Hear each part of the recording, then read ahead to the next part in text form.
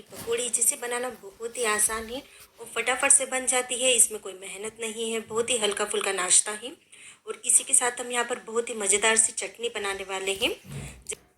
जब इन पकौड़ी को आप इस मज़ेदार से चटनी के साथ खाओगे तो बहुत ही लाजवाब इसका स्वाद लगेगा। बनाना शुरू करते हैं। तो इसे बनाने के लिए यहाँ पर मैंने 1 कप चावल लिया है। चावल को मैंने 3 घंटे के लिए पानी में भिगो के रखा हुआ है। तो अगर आपके पास इतना टाइम नहीं है तो आप इसे 1 घंटे के लिए गुनगुने पानी में भी गला सकते हैं। तो चावल को पहले अच्छे से वॉश कर लीजिए और फिर पानी डाल के इसे अच्छे से भिगो दीजिए। चावल में से मैंने सारा पानी अलग कर लिया है। अब हम इसे डाल देते हैं किसी ग्राइंडिंग जार में, क्योंकि चावल को हमें यहाँ पर अच्छे से पीसना होगा और आवश्यकता अनुसार हम इसमें पानी डालते जाएंगे। अभी मैं यहाँ पर 3 से 4 छोटे चम्मच पानी का यूज़ कर रही हूँ। तो बहुत ज़्यादा पानी भी नहीं डालें, जितनी ज़रूरत हो बस उतना ही यहाँ पर पानी डालते जाइए, जिसमें हमारे चावल अच्छे से पिसा जाए। तो आप देख सकते हैं चावल का मैंने यहाँ पर बहुत ही बढ़िया सा पेस्ट बना के तैयार कर लिया है। तो इसे निकाल देते हैं किसी मिक्सिंग बाउल में। तो अगर चावल अच्छे से भिगोए हुए होंगे ना तो इसका जो पेस्ट है वो भी बहुत ही बढ़िया सा एकदम स्मूथ बनने वाला है। तो देखिए यहाँ पर मैंने इसे मिक्सिंग बाउल में निकाल लिया है। हमें चावल इस तरह से पीसना है कि इसमें कोई भी बड़े पीस नहीं रहना चाहिए, यानी चावल जो है एकदम चिकना हो जाए, बस इसी तरह से आप पीसिए। तो ये देखिए फ्रेंड्स, चावल तो हमने अच्छे से पीस लिया है, तो इसे अभी रख देते हैं साइड में। अब मैंने यहाँ पर फिर से ग्राइंडिंग जार लिया है, इसके अंदर हम डालेंगे आलू। तो मैंने यहाँ पर 3 मीडियम साइज़ के आलू लिए हैं और ये उबले हुए आलू है। आलू को पूरी तरह से ठंडा कीजिए, इसके बाद ही आप इसे मिक्सी जार में डालिए और आलू को थोड़ा सा तोड़ लीजिए ताकि पीसने में आसानी रहे। इसके अंदर हम डाल देते हैं थोड़ा सा पानी, लगभग 3 से 4 छोटी चम्मच, और इसे भी इसी तरह से पीस के तैयार कर लेंगे। इसकी कंसिस्टेंसी भी इसी तरह से होना चाहिए जिस तरह से चावल की है, यानी ये भी एकदम से स्मूथ बनना चाहिए। तो इसे भी पीसने के लिए आप आवश्यकता अनुसार पानी डालिए, बहुत ज़्यादा पानी पहले नहीं डालें, कम कम पानी डाल के ही इसे पीसिए। तो इसे भी मैंने निकाल दिया है उसी चावल वाले पेस्ट में। अब हमें क्या करना है, हाथों से एक बार इन सभी चीज़ों को अच्छे से मिक्स कर लेंगे और मिक्स करने के बाद हम इसे अच्छे से फेंटेंगे। तो लगभग 2 से 3 मिनट के लिए आप इसे बहुत ही अच्छे से फेंटिए।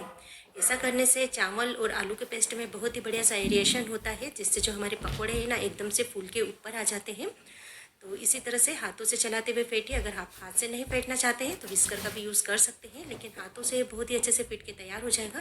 तो यहाँ पर देखिए बहुत ही बढ़िया से हमारा पेस्ट बनकर तैयार हो चुका है और मैंने इसे बहुत ही अच्छे से फेंट लिया है। तो चलिए फ्रेंड्स, अब हम इसमें कुछ मसाले डाल देते हैं। जैसे 1 चम्मच में नमक डाल देती हूँ, इसी के साथ डालेंगे 1 चम्मच जीरा।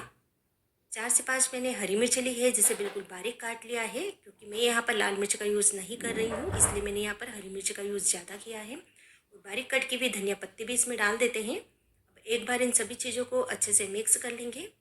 तो फ्रेंड्स, इन पकौड़ियों के लिए बहुत ज़्यादा मसालों की भी ज़रूरत नहीं होती है, बहुत ही नॉर्मल से इसमें मसाले डलते हैं, क्योंकि हम यहाँ पर जो इसकी चटनी बनाएंगे ना, इसी से इनका स्वाद बहुत ही बढ़िया से आने वाला है। तो मैं इसे कवर कर देती हूँ और कवर करके 10 मिनट के लिए साइड में रख देंगे।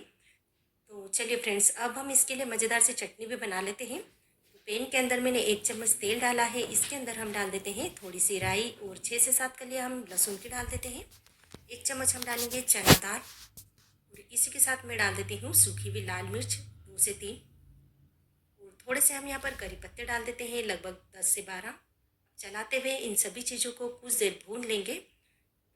तो बस हल्का सा लहसुन का कलर चेंज हो जाए तब तक हम इसे भूनेंगे, यानी बहुत ज़्यादा भी नहीं हमें इन सभी चीज़ों को जलाना है।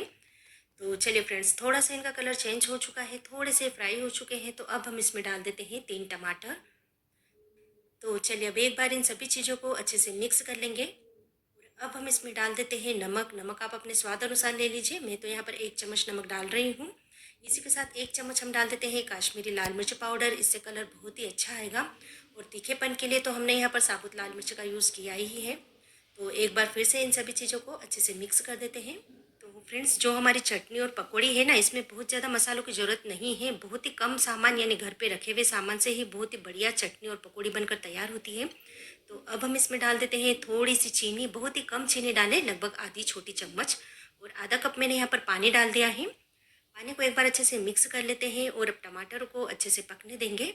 कुछ ही देर में आप देखेंगे टमाटर यहाँ पर बहुत अच्छे से पक चुके हैं, सॉफ्ट हो चुके हैं। तो गैस का फ्लेम मैंने ऑफ कर दिया है और अब इसे हम पूरी तरह से ठंडा कर लेंगे। जब ये पूरी तरह से ठंडा हो जाएगा ना, इसके बाद हम इसे डालेंगे ग्राइंडिंग जार में, क्योंकि हम यहाँ पर इसकी चटनी बना रहे हैं। तो इन सभी चीज़ों को तो हमें एक बार अच्छे से पीसना होगा। तो फ्रेंड्स, अगर आपके घर में भी इस तरह की चटनी बनाई जाती है तो मुझे कमेंट करके ज़रूर से बताइए। तो चलिए अब फटाफट से जार का ढक्कन लगा लेंगे और इसे अच्छे से पीस लेंगे। तो ये लीजिए फ्रेंड्स, हमारी टमाटर की चटनी बनकर बिल्कुल तैयार है। बहुत ही टेस्टी लगती है, आप इसे एक बार ज़रूर से ट्राई कीजिए। तो इसे निकाल देते हैं किसी सर्विंग प्लेट में। तो चलिए फ्रेंड्स, अब 10 से 15 मिनट हो चुके हैं। ये जो बैटर है ना, ये भी बहुत अच्छे से सेट हो चुका है। तो इसकी कंसिस्टेंसी हमें इस तरह से रखना है कि जिस तरह से पकोड़े का घोल होता है ना, बस उसी तरह से इसे बना के तैयार करना है। तो बहुत ज़्यादा इसे पतला नहीं रखे। अगर बाई चांस ये पतला हो जाता है तो आप इसमें चावल का आटा डाल के इसकी कंसिस्टेंसी को एडजस्ट कीजिए। तो चलिए, तेल को भी मैंने यहाँ पर अच्छे से गर्म कर लिया है। अब इस गर्म तेल में हम छोटी छोटी पकौड़ियाँ डाल देते हैं।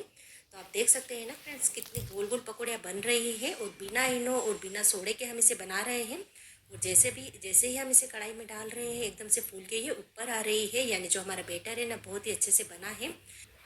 तो ये जो हमारी पकौड़ियाँ है ना, बहुत ही हल्की फुल्की और एकदम गोल गोल बनने वाली है। तो इसी तरह से आप छोटी छोटी सी पकौड़ियाँ बनाई है, क्योंकि ये कढ़ाई में जाके थोड़ी फूल भी जाती है। तो फ्रेंड्स, गैस का फ्लेम मैंने मीडियम करके इन पकौड़ियों को बनाया है। और कभी आपस में थोड़ी सी चिपक जाती है ना, तो इस तरह से आप इन्हें थोड़ा सा अलग कर दीजिए। तो फ्रेंड्स, बहुत ही बढ़िया एकदम कुरकुरी सी पकौड़ी बनती है और ये लंबे समय तक क्रिस्पी ही बनी रहती है।